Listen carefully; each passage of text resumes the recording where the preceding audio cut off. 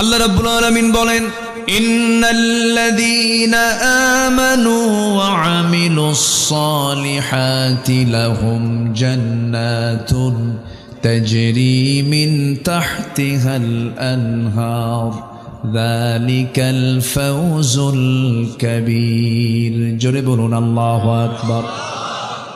আল্লাহ রাব্বুল আলামিন বলেন, নিঃসন্দেহে যারা ঈমান আনবে এবং নেক আমল করবে। ঈমান আনা তো হয়তো অনেকে মনে করছেন হুজুর এত সস্তা কামের কথা বললেন, এক নম্বরে ঈমান তো শুধু আমি আনি না, আমার বাপও আনছে। হয়তো এরকম অনেকে ভাবতেছে আমার বাপ ঈমানদার, আমিও ঈমানদার। কিন্তু এমন চিন্তা সম্পূর্ণ ভুল চিন্তা।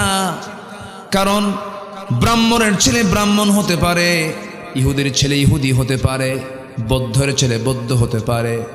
আমার বন্ধুগণ, কিন্তু ইমামের ছেলে ইমাম হতে পারে না, মুসলমানের সন্তান মুসলমান হতে পারে না যদি তার যোগ্যতা না থাকে, তার মধ্যে যদি